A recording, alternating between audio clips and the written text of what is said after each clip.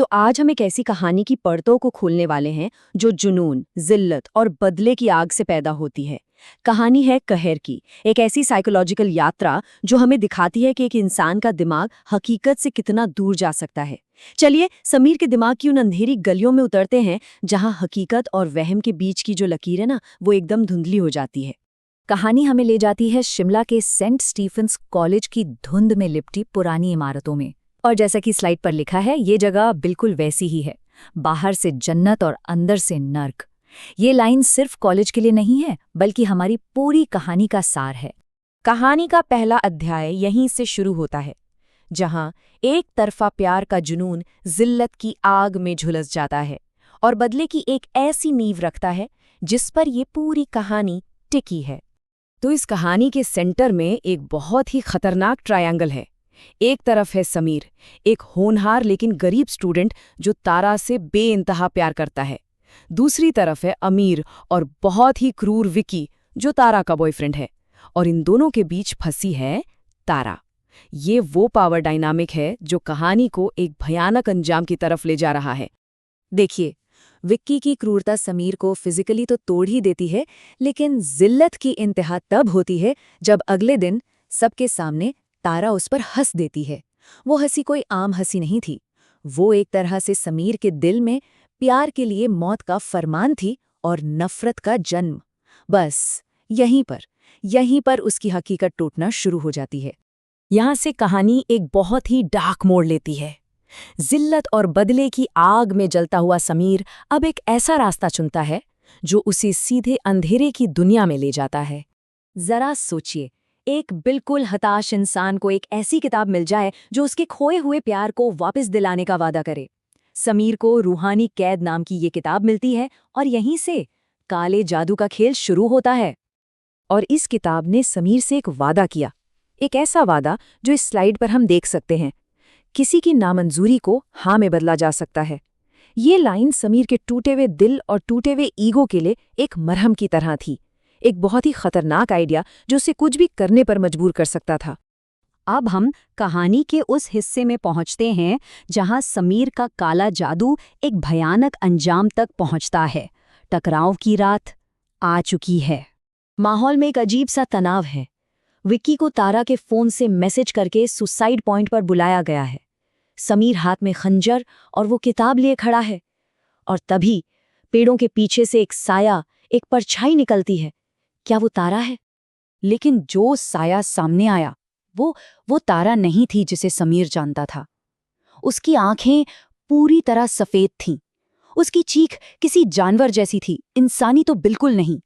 और फिर एक ही पल में उसने विक्की को ऐसे उठाया जैसे वो कोई खिलौना हो और उसे पहाड़ी से नीचे फेंक दिया। समीर की आंखों के ठीक सामने उसका बदला पूरा हो चुका था। पुलिस ने विक्की की मौत को एक हादसा मानकर केस बंद कर दिया। समीर के लिए ये उसकी जीत थी। उसका काला जादू काम कर गया था, पर उसे ये नहीं पता था कि उसकी असली खौफनाक कहानी तो अब शुरू होने वाली थी। समीर ने जो चाहा था उसे मिल गया। तारा अब उसके साथ थी, लेकिन ये वो तारा नहीं थी जिसका उसने कभी सपना देखा था। अब उसकी जीत एक भयानक सपने में बदल चुकी थी। तो आखिर समीर ने बुला किसको लिया था? ये समझना जरूरी है कि उसका सामना किससे हो रहा था। एक पिशाच, एक ऐसा राक्षस जो किसी गलत पूजा या रस्म की वजह से इंसान के शरीर पर कब्जा कर लेता है। समीर ने अनजाने में इसी को बुला लिया था। अब समीर की दुनिया उसके हॉस्टल के एक कमरे तक सिमट गई थी, जहां उसके साथ एक पिशाच रहता था।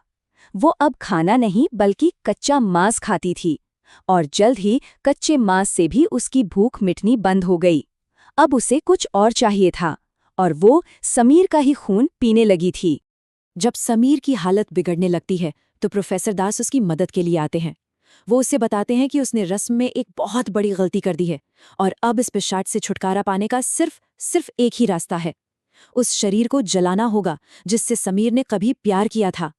और अब हम कहानी के आखिरी और सबसे ज्यादा चौंकाने वाले हिस्से में आते हैं। यहाँ आकर समीर ने जो कुछ भी बनाया था, जो कुछ भी सच माना था, वो सब ताश के पत्तों की तरह ढह जाता है।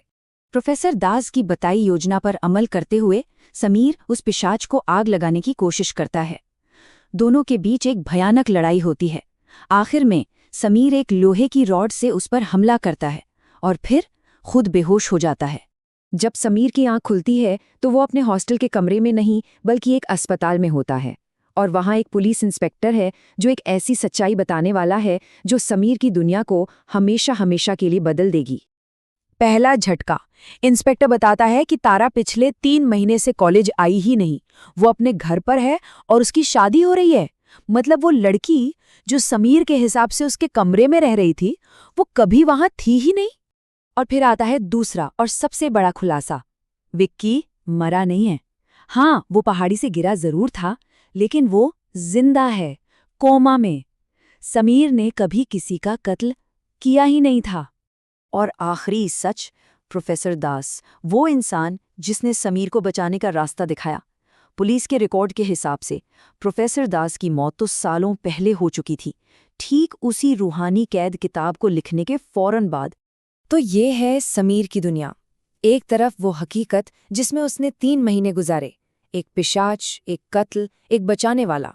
और दूसरी तरफ है असली दुनिया, एक शादी, एक कोमा में पड़ा हुआ लड़का, एक कब्र। और इन दोनों दुनियाओं के बीच की खाई ने समीर को पागल खाने की दहलीज पर लाकर खड़ा कर दिया है।